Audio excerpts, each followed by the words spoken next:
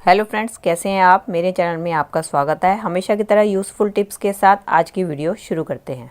चलिए फ्रेंड, मेरी पहली टिप होने वाली है इस तरीके की जैम की या अचार की बोतल को लेके। जब भी हम मार्केट से नई जैम या अचार की बोतल लेकर आते हैं तो आपने देखा है कि इसका ढक्कन जो है इजीली खुलता नहीं है, और कई बार कुछ बोतल जो होती है हमारे काफ़ी लंबे टाइम तक पड़ी रहती हैं जिसका कि हम इस्तेमाल नहीं करते, तो भी उनके ढक्कन जो है इतने टाइट हो जाते हैं जो कि खुलते नहीं है। तो इसको खोलने का एक बहुत ही बढ़िया तरीका बताने वाली हूँ कि आपने क्या करना है। आपने एक कटोरी लेनी है और उसके अंदर लेना है गर्म पानी। गर्म पानी लेने के बाद आपने क्या करना है, इस बोतल को आपने इस तरीके से उल्टा करके 10-15 मिनट के लिए ऐसे ही रख देना है। और इसके बाद जब आप निकाल कर इसको खोलेंगी तो आप ये देखेंगे कि आपका ढक्कन जो है बहुत ही आसानी से खुल जाएगा, जो कि जाम पड़ा हुआ है। मेरी अगली टिप होने वाली है शूज़ को लेके। दोस्तों, कई बार हम मार्केट से नए शूज़ लेकर आते हैं या पुराने शूज़ हमारे टाइट हो जाते हैं। जब उनको पहनने लगते हैं तो हमें काफ़ी दिक्कत आती है।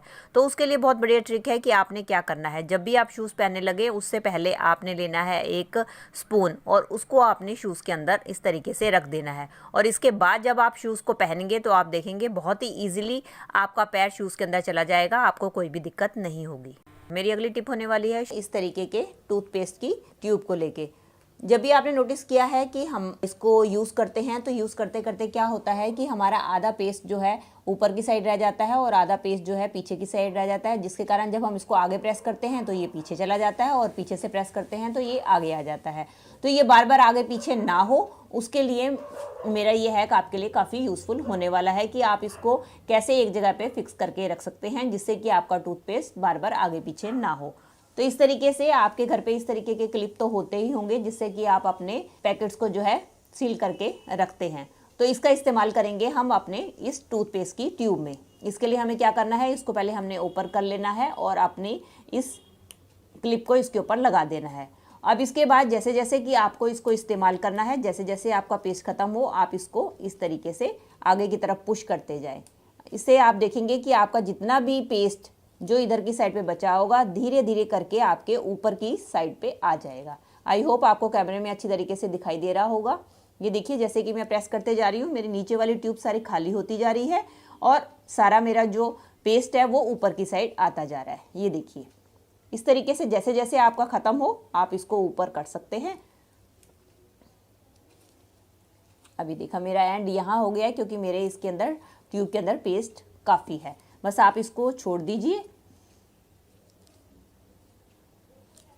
और इससे अब आप जब इसको यूज़ करेंगे निकालेंगे तो आप देखेंगे कि आपका जो है इसको दबाने के बाद पेस्ट आगे की तरफ निकलेगा, वो पीछे की तरफ को नहीं जाएगी। चलिए फ्रेंड्स, मेरा अगला हैक होने वाला है इस तरीके के छोटे मुंह वाली बॉटल्स को क्लीन करने से लेके। जब भी हम इन बॉटल्स को क्लीन करते हैं वैसे तो हम इसके अंदर पानी डाल के इसको ईजिली क्लीन कर लेते हैं, लेकिन कई बार ऐसा होता है कि हम कुछ इसके अंदर सामान डालते हैं तो कुछ सामान जो है इसकी अंदर की पोर्शन के ऊपर चिपक जाता है। अगर हम उसको सादे पानी से साफ़ करें तो कई बार वो साफ़ नहीं होता।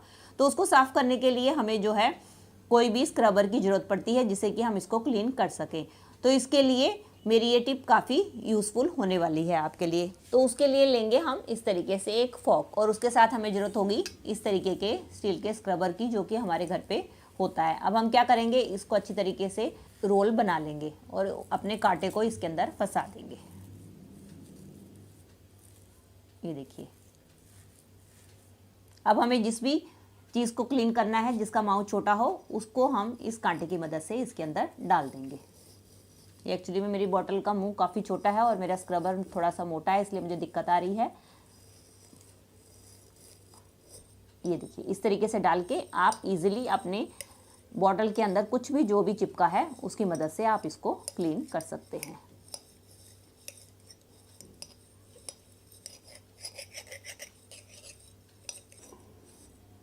इस तरीके से साफ़ हो जाएगा और इसके बाद आप अपने स्क्रबर को निकाल के इसको साफ पानी से वॉश कर सकते हैं। चलिए फ्रेंड, बढ़ते हैं अगली टिप की तरफ। मेरी अगली टिप होने वाली है दिए को लेके। दोस्तों, जब भी हम दिया जलाते हैं तो आपने नोटिस किया होगा कि इसकी जो बाती है लास्ट में थोड़ी सी बच जाती है और इसके अंदर काफ़ी सारा तेल भी होता है।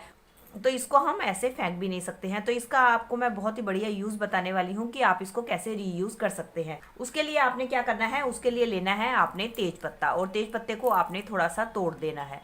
इस तरीके से तोड़ के आप इसके अंदर तेज पत्ता डाल दें। अब इस तरीके से हम इस तेज पत्ते को जला देंगे। और अब इसके बाद हमें क्या करना है, अब हमें लेनी है थोड़ी सी हींग और थोड़ी सी हींग लेकर अब हम इस आग के ऊपर इस तरीके से डाल देंगे। अब इसका इस्तेमाल कैसे करना है दोस्तों, कई बार हम इस तरीके के अचार के जार का इस्तेमाल करते हैं, लेकिन कई बार अच्छी तरीके से वॉश करने के बाद भी इसके अंदर से अचार की स्मेल नहीं जाती है, जिसके कारण हम इसके अंदर कोई दूसरा सामान नहीं डाल पाते। तो आप क्या कर सकते हैं, ये जो हमने दिया जलाया है इसको आप अच्छी तरीके से बुझा दीजिए और इसके बाद ये जो धुआं निकलता है इसके ऊपर आपने रख देना है अपना जार, जिसके अंदर भी आपने अचार रखा है। और इसके बाद आप देखेंगे कि जो भी आपकी अचार की स्मेल है इस जार में से वो इस धुएं के कारण निकल जाएगी और नेक्स्ट टाइम आप इसको वॉश करके कोई भी सामान इसके अंदर डाल सकते हैं। चलिए फ्रेंड, बढ़ते हैं अगले टिप की तरफ। मेरी अगली टिप होने वाली है इस तरीके की कोल्ड ड्रिंक की खाली बोतल को लेके। आज इसका बहुत ही बढ़िया रीयूज़ आपके साथ शेयर करने वाली हूँ, जो कि आपके बारिश के टाइम में बहुत ही हेल्प करने वाला है। उसके लिए हमने क्या करना है, अब क्या करेंगे, हम किसी नाइफ की मदद से इसको हमने कट कर देना है।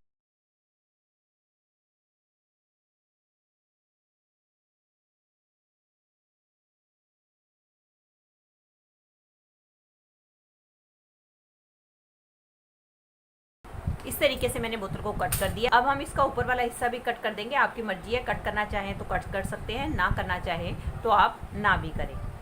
और उसके बाद हम क्या करेंगे, इसको किसी नाइफ की मदद से हमने इसके बीच में भी एक होल कर देना है। अब हम क्या करेंगे, अब हम लेंगे कोई भी धागा और धागा लेने के बाद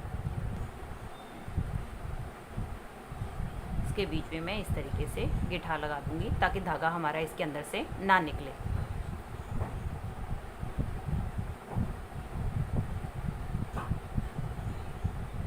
दोस्तों, अक्सर हमारे जूते बारिश में भीग जाते हैं और अगर हम इनको इसी तरीके से सूखने के लिए रखें तो ये काफ़ी दिन तक सूखते नहीं हैं। तो आप क्या कर सकते हैं, इस तरीके से ये जो हमने ऑर्गेनाइज़र बनाया है इसके अंदर आप अपने जूतों को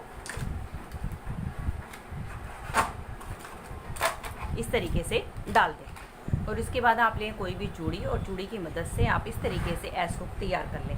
और हुक तैयार करने के बाद आप इसको इस तरीके से आप अपने जूते चप्पल को कहीं भी हैंग करके सुखा सकते हैं। इससे क्या होगा, आपके जूते के अंदर जितना भी पानी है वो नीचे ड्रेन होकर गिरता रहेगा और आपके जूते बहुत ही जल्दी सूख जाएंगे। इस तरीके से रेनी सीजन में आप 2-3 ऑर्गेनाइज़र बना कर रख लें और जब आपके जूते गीले हो जाएँ तो आप इस तरीके से उसके ऊपर हैंग करके अपने जूतों को सुखा सकते हैं। टिप की तरफ मेरी अगली टिप होने वाली है सीजर्स को लेके। दोस्तों, अक्सर सीजर का इस्तेमाल हम अपने घर और किचन में करते हैं, लेकिन रेगुलर इस्तेमाल करने के बाद क्या होता है, इनकी शार्पनेस जो है ख़त्म हो जाती है और ये अच्छी तरीके से काम नहीं करते हैं। तो इसकी शार्पनेस तेज करने का आज बहुत ही आसान तरीका बताने वाली हूँ। तो उसके लिए आप क्या करें, आप लें अपने घर पर रखा हुआ नमक लेने के बाद आपने क्या करना है, अपनी सीजर को नमक के अंदर इस तरीके से आपने चलाना है। इस तरीके से जब आप सीज़र को अपने नमक के अंदर चलाएंगे तो आप देखेंगे कि आपकी सीज़र की जो जितनी भी शार्पनेस खत्म हो रही है तेज हो जाएगी और आपकी सीज़र पहले की तरह काम करने लगेगी। तो दोस्तों, ये थी मेरी आज की वीडियो। आई होप आपके लिए यूजफुल रही होगी। अगर इनमें से कोई भी टिप आपको हेल्पफुल लगी है तो दोस्तों इसको लाइक कीजिएगा और ज़्यादा से ज़्यादा अपने फैमिली और मेंबर्स में शेयर कीजिएगा। और आप मेरे से जुड़े रहना चाहते हैं और इसी तरीके की यूजफुल वीडियोस और भी देखना चाहते हैं तो बेल आइकन के साथ मेरे चैनल को भी सब्सक्राइब कर दीजिएगा। चलिए दोस्तों, मिलती हूँ नेक्स्ट वीडियो में। तब तक के लिए bye bye. Thanks for watching.